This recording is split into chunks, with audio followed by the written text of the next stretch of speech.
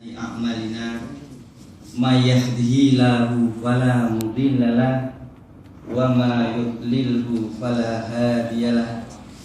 Asyhadu an la ilaha illallah wahdahu la syarikalah wa asyhadu anna Muhammadan abduhu wa rasuluh la nabiyya ba'dah.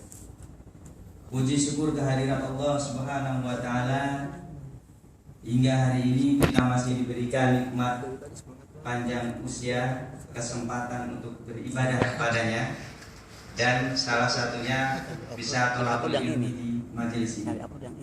Salawat serta salam tak lupa kita aturkan ke junjungan Nabi besar Muhammad Rasulullah Sallallahu Alaihi Wasallam, Nabi akhir zaman, suri toladan bagi kita semua. Pertama-tama saya ucapkan mohon maaf kalau ada gaya yang kurang berkenan, Pak, karena baru belajar. Bagian dari tolabul ilmi ya. Jadi rupanya sudah dijadwalkan dan saya kemarin sempat menghindar. Kemudian terpotong kuis ranking 1. Nah, jadi panitia. Lalu hari ini terpaksa harus ada di sini untuk belajar juga, untuk berbicara di depan umum, karena sebelumnya bicara di depan, di dalam kamar ya. yang ikhlas itu yang terpaksa. Tapi ada hikmah yang diambil adalah bahwa ternyata ketika waktu sudah ditentukan, mau ditukar apapun itu maju juga. Jadi kalau tadi qadarullah kita takziah ke salah satu teman kita, jadi kalau sudah di waktu sudah diajarkan tiba, walaupun bagaimanapun ya kita harus berani ya. Walaupun tadi dari pagi Pak terus terang aja untuk menyiapkan ini saya nggak makan Pak. Mudah-mudahan nanti sore dapat lah untuk makan. Jadi kematian inilah hikmah yang bisa diambil dari jabal ini. Mau dimundurkan majukan ternyata harus maju juga. Walikuli umatin ajal fa idza jaa ajaluhum la yastakhiruna sa'ata wa la yastaqdimun. Jadi setiap manusia pasti akan menemukan ajal. Ketika sudah ditetapkan waktunya, maka tidak bisa digeser maju ataupun mundur. Walaupun kita bersembunyi gitu ya di bunker ya. Kalau bersembunyi di bunker malah cepat mati kepanasan ya. Pak Ari nggak usah ketawa ya. Baik, karena temanya nggak dapat judulnya Pak, saya mau cerita. Suatu ketika Rasulullah bersama para sahabat ngumpul nih, ngeriuh di depan sebuah mimbar. Terus kemudian Rasulullah naik ke atas mimbar. Pada saat menaiki tangga pertama, dia mengucap amin. Ketika menapaki tangga kedua, beliau mengucap amin. Demikian juga ketika menapaki tangga ketiga, beliau mengucap amin. Lalu sahabat bertanya, "Ya Rasulullah, kami tidak pernah melihat engkau melakukan hal seperti ini, mengucap amin 3 kali." Lalu Rasulullah menjawab, "Sesungguhnya Jibril datang padaku.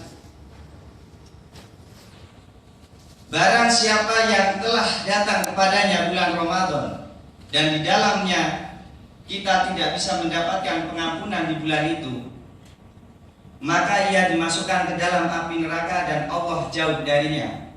Maka katakanlah amin." Lalu aku katakan amin, kata Rasulullah.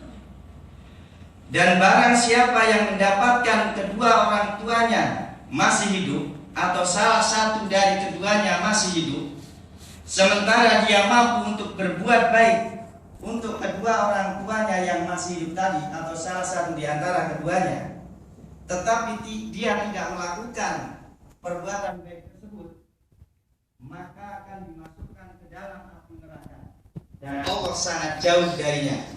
Lalu aku katakan amin.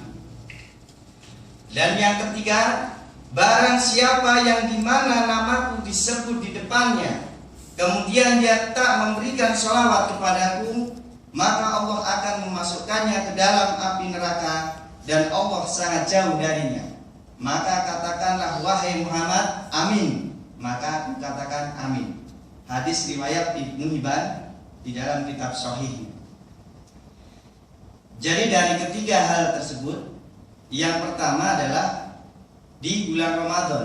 Bagaimana pentingnya bulan Ramadan? Ketika memasuki bulan Ramadan ini dan di dalam bulan ini tidak memberikan kita mendapatkan pengampunan dari Allah, maka jaminannya neraka. Jadi kalau sudah yang mendoakan itu malaikat Jibril, yang mengaminkan adalah Rasulullah, ini pasti doanya dikabul. Jadi ini doa yang diaminkan oleh Rasulullah. Dalam sebuah hadis qudsi, Allah Azza wa Jalla berfirman, setiap amal anak Adam untuknya, satu kebaikan dilipat gandakan menjadi 10 kali lipat hingga 7 kali lipat, 700 kali lipat. Kecuali saum, sesungguhnya ia adalah untukku dan aku yang akan membalasnya. Orang yang melakukan saum meninggalkan syahwat, makanan dan minuman karena aku. Orang yang berpuasa mendapatkan 2 kebahagiaan, kebahagiaan ketika berbuka dan kebahagiaan ketika bertemu dengan Rabb-Nya. Sungguh, bau mulut seorang yang berpuasa lebih wangi di sisi Allah daripada wangi misik. Muttafaq alaih. Jadi kalau biasa saja itu amalnya 10 dilipat gandakan 700 kali. Tetapi saum itu adalah milik Allah.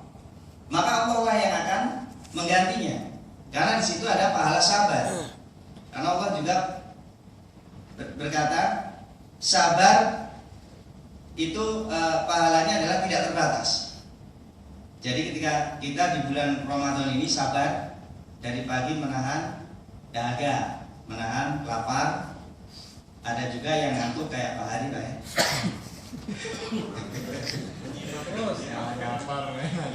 Gantian Pak, saya nggak foto-foto Pak. Jadi bagaimana bisa memanfaatkan bulan Ramadan ini semaksimal mungkin untuk mendapatkan pengampunan. Dan sabda Nabi Muhammad SAW, "Kamin shaimin laisa lahu min siyamihi illa dhama." Betapa banyak orang yang berpuasa, namun dia tidaklah mendapatkan dari puasanya melainkan dahaga. Jadi ketika kita berpuasa menahan lapar tetapi tidak bisa menahan syahwat kita, kurang sabar, masih suka marah, kita akan mendapatkan dahaganya saja nih Pak. Apalagi ampunan, kayaknya jauh gitu ya. Sedangkan dalam Sahihain dari Abu Hurairah, Nabi bersabda, "Man shoma Ramadhana imanan wa ihtisaban, ghufira lahu ma qaddama min dzambi." Barang siapa berpuasa Ramadan karena iman dan mencari pahala, niscaya diampuni dosa-dosanya yang telah lalu. Jadi ketika kita niat berpuasa karena iman dan mengharap pahala dari Allah, insya Allah itu dosa-dosanya akan diampuni dari dosa-dosa yang telah lalu. Jadi apalagi sekarang sudah memasuki hari ke-10, insya Allah nanti itu, ya, biasanya hari ke-10, 10 hari menjelang akhir ya, 10 hari menjelang akhir, 10 hari terakhir. Kalau belajar salah nggak apa-apa ya. Nah, biasanya kita sudah mempersiapkan diri untuk iktikaf. Ini kan udah siap-siap semua ya, Pak Ari udah fresh banget mau iktikaf, bekalnya siap. Jadi kalau iktikaf itu biasanya kita qiyamul lail, bacaan Qur'annya subhanallah luar biasa. Kayak kemarin di awal-awal bulan Ramadan itu saya diundang buka puasa bersama di Bogor Pak. Itu imamnya sholat tarawihnya itu sampai nangis sesenggukan gitu, jadi terhenti gitu ya. Saya juga nangis juga pas selesai, tanya, antum tahu artinya? Justru saya nangis kan nggak tahu artinya Pak. Kenapa? Kok itu kayaknya kusuk banget tahu artinya itu. Saya nggak tahu artinya jadi nangis juga. Jadi nangis itu ada 2 macam Pak. Tahu artinya, nah ini kalau saya sedih banget karena nggak tahu artinya, nangis juga. Jadi bagaimana kita mengisi malam-malam Lailatul Qadar?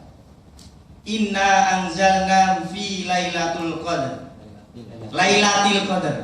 Alhamdulillah dikoreksi belajar ya. Sesungguhnya Al-Quran itu diturunkan di malam Qadar atau malam kemuliaan. Wa ma adraka ma Lailatul Qadar. Tahukah kamu apa Lailatul Qadar itu? Nyontek dulu Pak. Lailatul Qadri khairum min alfi syahr. Yaitu malam Lailatul Qadar lebih baik daripada malam 1000 bulan.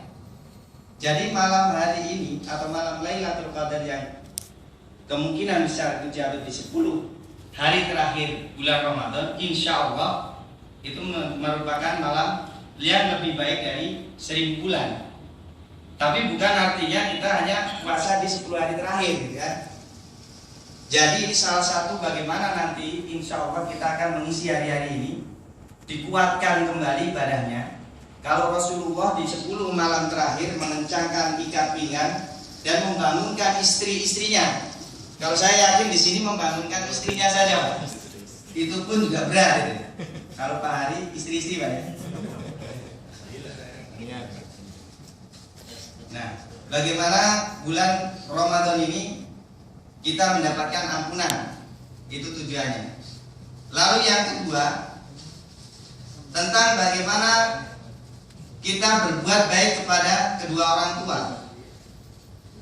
Wa'budullah wa la tusriku bihi syai'a wa bil walidaini ihsan wa bidzil qurba wal yatama wal masakin wal jazidil qurba wal jaril junubi wasyahibi bil jambi wa banis sabil wa ma malakat aymanukum innallaha la yuhibbu man kana mukhtalan fakhura. Dan beribadahlah kamu kepada Allah dan janganlah kamu mempersekutukannya dengan sesuatu apapun. Berbuat baiklah kepada dua orang tua, karib kerabat, anak-anak yatim, orang-orang miskin, tetangga yang dekat dan tetangga yang jauh, dan teman sejawat, ibnu sabil, dan hamba sahayamu. Sesungguhnya Allah tidak menyukai orang-orang sombong dan suka membangga-banggakan diri. Quran surat An-Nisa ayat 36. Tadi kalau doa dari Jibril dan diaminkan Rasulullah, barang siapa kedua orang tuanya yang masih hidup dan kita tidak bisa menjadikan keduanya ladang mencari pahala kita, mencari kebaikan kita di dunia, ini masuk neraka. Ini kata hadis tersebut. Jaminannya adalah masuk neraka. Jadi bagaimana sekarang ketika kedua atau salah satunya masih hidup, kita diperintahkan untuk berbuat baik kepada kedua orang tua kita. Dari ayat tadi, menurut Al-Hafiz Ibnu Katsir rahimahullah, jadi ayat ini menerangkan ketika kita disuruh bertauhid kepada Allah, lalu berikutnya adalah berbuat baik kepada kedua orang tua. Tauhid dulu, tidak menyekutukan Allah, kemudian kita diperintahkan untuk berbuat baik kepada kedua orang tua. Kalau misalkan kita sering lihat di TV sinetron ya, ini pecinta sinetron nih, itu biasanya Pak Hari lagi. Biasanya itu ceritanya itu antara rebutan warisan gitu kan.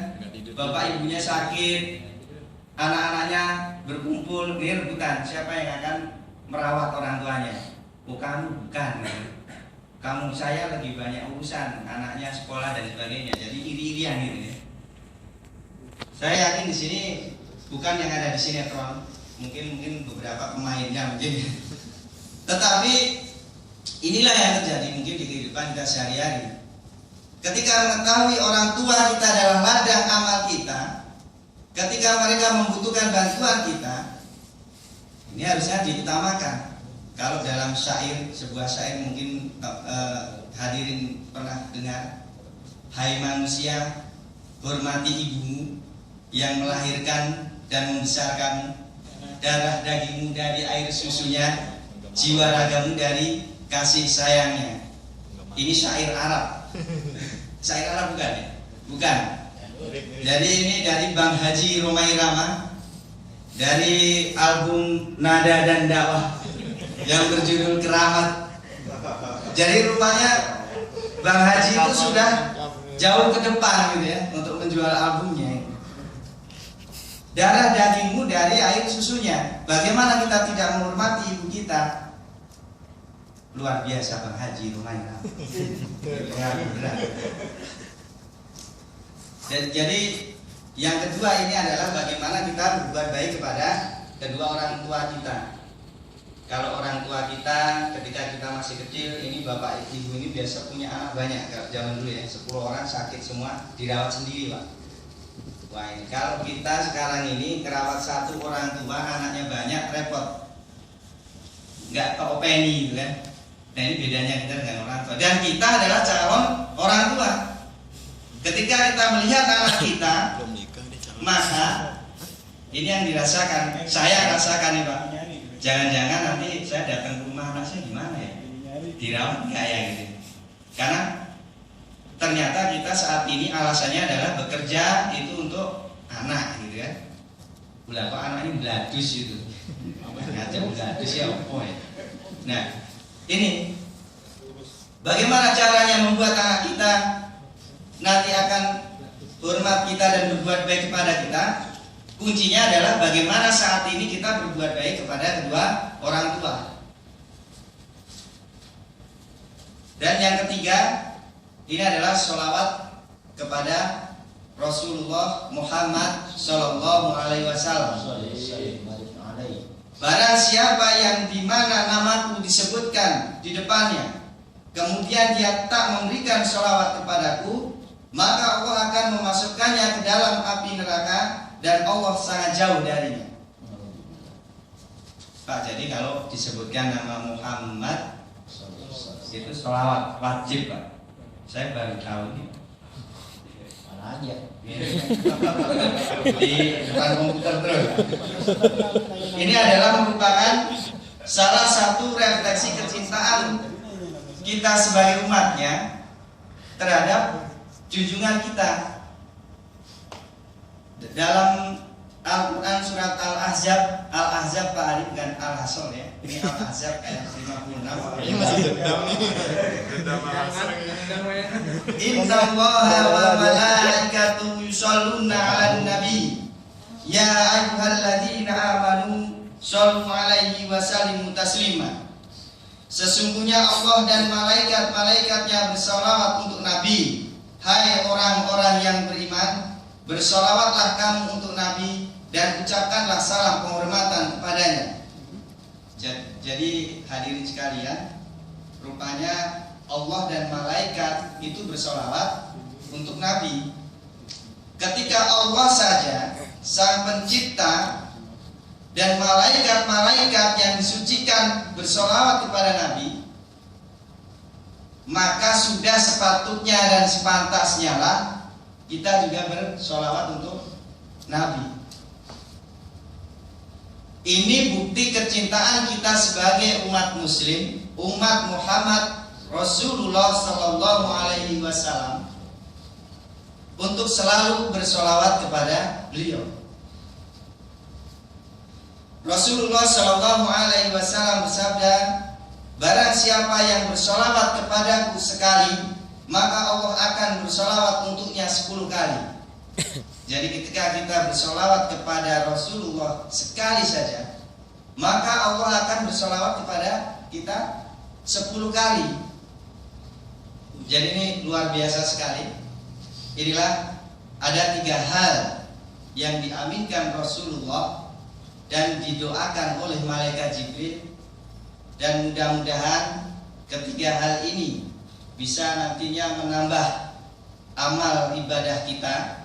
Apalagi sekarang ini 10 hari terakhir bulan Ramadan, kita insya Allah banyak bersolawat, berzikir, dan membaca Al-Quran.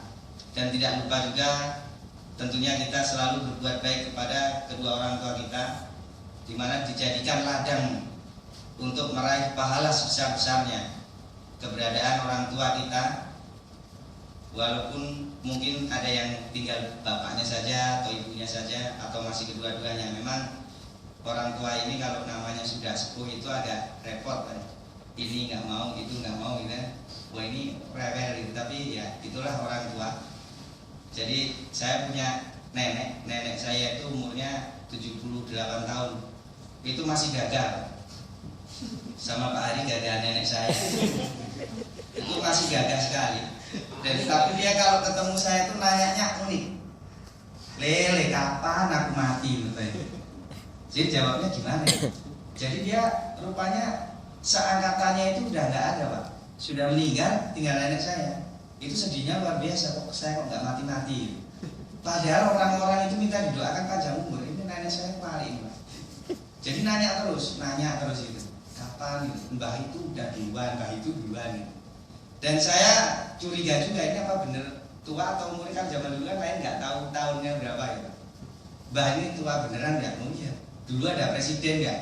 Oh dulu nggak ada presiden. Dulu itu adanya ratu. Jadi ratu itu aku ikut ngubur di Imogiri gitu kan, istri sultan. Oh bener tua ini Mbak.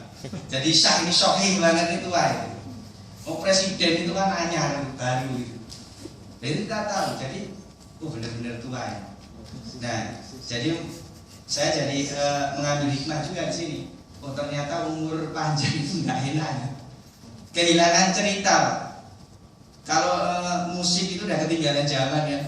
Cerita ini nggak nyambung, itu nggak nyambung, jadi sedih banget itu.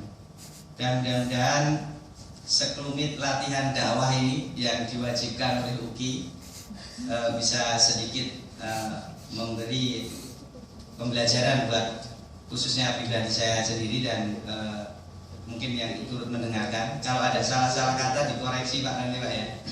Dan saya menunggu Pak Ipul mengeluarkan amplop setelah ini. Demikian dari saya. Ada salah kata datangnya dari saya pribadi, mohon dimaafkan yang sebesar-besarnya. Apabila ada kebenaran dan yang hak itu datangnya dari Allah Subhanahu wa taala. Wabillahi taufiq wal hidayah. Wassalamualaikum warahmatullahi wabarakatuh.